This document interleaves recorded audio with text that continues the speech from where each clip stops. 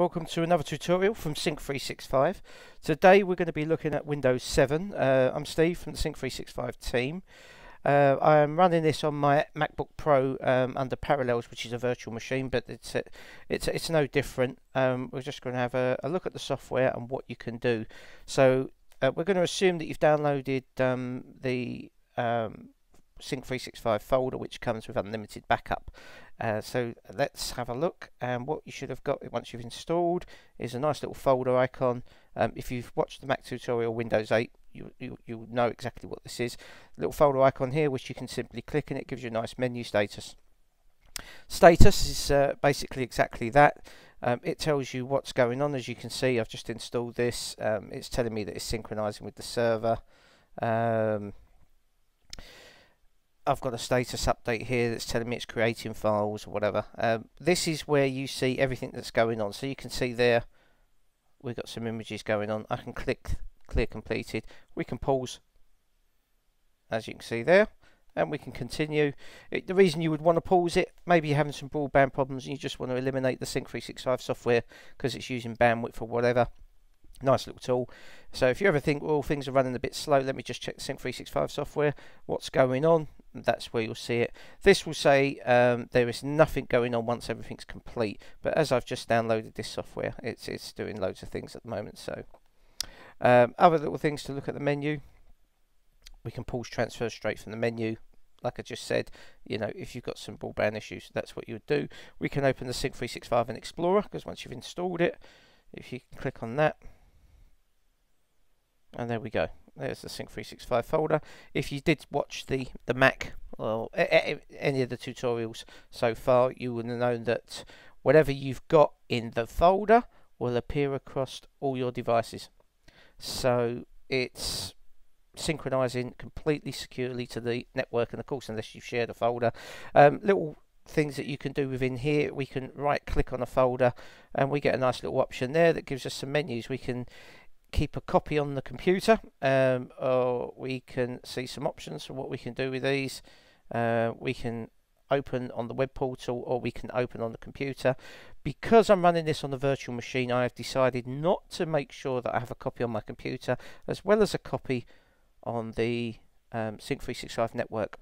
It's because I've not allocated much disk space to the Windows 7 platform. So if you are someone that has loads and loads of disk space, that's great. You can sync both ways. If you don't, doesn't matter. You can just say, well, actually, I just want to sync it to the Sync365 network. I'll download what I need and when I need it. So that's a nice little option. Another little right-click option there. Do not keep a copy on my computer. So maybe you've downloaded it, you no longer need it, send it back up. Also, we've got web sharing. Rather than emailing large files, you can make this item public. I'll show you what public is in a bit. That's basically your web portal. If you send someone to your web portal without logging in to see your secure stuff, you can make items public, such as pictures, games, movies, whatever, and people can view and download that directly from your portal. Or you can share very securely. You can just simply type in that person's name. If you've already typed in a name before, it will appear there. And you can even add a personal message to them. Their name will appear there once it's shared. You can just simply stop sharing, or you can remove them from the list, and you can store these addresses for the future, like what I've done. And that's what the sharing does. It tells you that you can just, and what happens is once you do that share, of course, we send them a secure email with a link to a secure place that allows them to view and download the content you've just shared with them. So if you're someone that's using images all the time and you need clients to see those images, nice little tool there that you can just create a folder for that company, put all their images in there, and they can make very quick decisions on whether they like the image or what they want to change. It's a nice little tool. So that's the right click menu on the folder within Sync365. There is also a right click option on normal stuff. So if we were to go into the C drive, for example, I don't know what I've really got on here. Maybe let's right click users. We've got another little icon here. Now we can just send that directly to the backup. So if you've got the folder, you would see both of these. If you've just got backup, you would only see backup. So that will be the only option you can send to the backup. So you can say, well, actually, I just want to right click, send that to the backup, or I can copy it to my folder. Once it's copied to either of those, it's instantly synced to the Sync365 network. We'll go into backup in a little bit. So there's some options there on the right click. Remember, there's two different options. One that's on your local computer and one that's within the Sync365 folder, drive, whatever. So other little menu that we've got on here, we can manage the backups as we were just talking about there. The backup client is just like any other little backup client. We've made it very, very simple. You expand your computer and you just select what you want to back up. If you want to see what's within that folder, you click and it will appear on the right hand window, and so forth. And you just again select what you want to back up, and then you click OK. Your settings, we can schedule a backup to check every hour. So I'm going to run a backup of my computer every hour, and it's going to check for any changes. I can change that. Maybe I don't want to run a backup every hour. Maybe I'm not changing much. If you are installing this on a server, you can scan. Maybe you're someone that leaves your computer on all night and say, well, actually, I don't want to back up during the day. I haven't got much bandwidth. I'm just going to select some times. And that's a scheduler. Or if you're really security conscious and you want to make sure you've got the latest backup, there's a real-time one. The moment you make a change to a file, it's instantly synced to the Sync365 network. There's also some extensions that you could say, well, I don't need to back up. As you can see there, do not automatically back up the following file types, and you can just simply add there. You might not want to back up a TMP file. You just add that in there.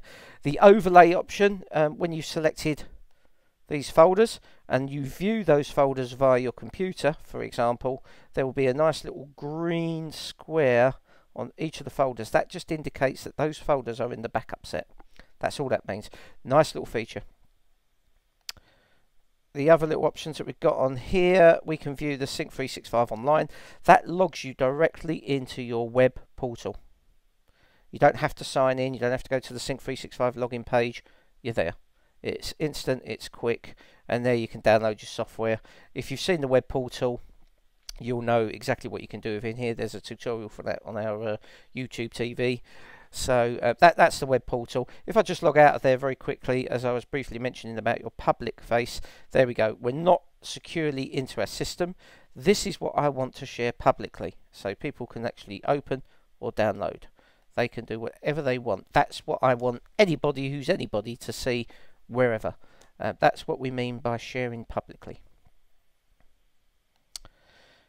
Next bit on there is the settings. So this is the heart of the Sync365 software. If you're already familiar with this, which many of you are, I know, you know that the account speaks for itself. It's where you manage your users. You can change your details. If you think, oh, something's not quite right, I'm not sure what's going on, we've got a nice little tool there. You send that, it goes straight to our developers. We can look at that problem.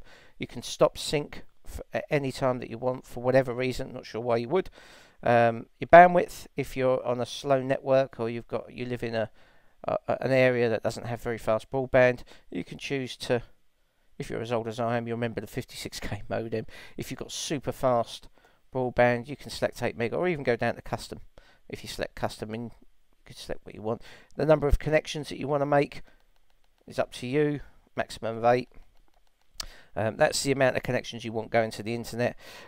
Although we are super encrypted and it's very, very secure for you self-conscious people out there that want to just make sure everything is even more secure, we've got a double encryption option here, and you just encrypt the files to and from. It's encrypted already, but some of you like to encrypt even more just to be safe. You know, a lot of people are still not clued up to what cloud is all about, and maybe a bit, you know, once you start using it, you'll see the benefits.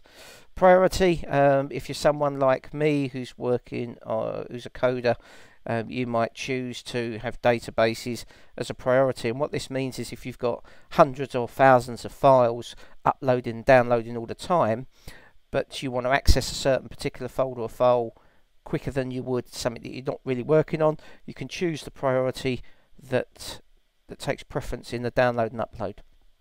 These are all upload and download, obviously, eventually, depending on how quick your broadband is, but you could choose what you want to be priority to download and upload. So that's a nice little bit.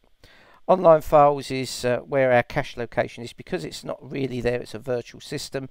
You can choose where you store the cache for the Sync365 software. Because this is a virtual machine, I've only got the one drive. You could share it on your D drive, E drive, depending on what you've got. And this little feature here, just store files online manually and choose where you want to store files. So as I said to you before, I'm running a virtual machine. I haven't got much space. I want to choose to store everything online and keep everything keep everything online and only download what I need. If I had loads and loads of disk space, I'd select this option.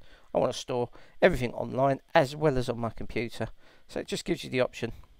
So you can have all those excellent music folders and photo libraries and without clogging up your system. Updates.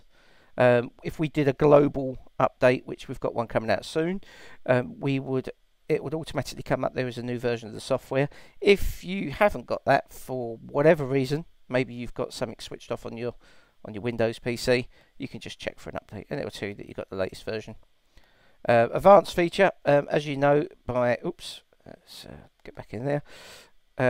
As you can see there, that's your folder and it's set as an L drive. We set L because not many people use it, but you could choose any drive letter you want. Maybe you want to select something of your own personal preference. That's up to you. Again, online file preference, download the file to my computer, or I could choose to open the file on my web portal, or I can ask it every time. We could set that and we could just apply that.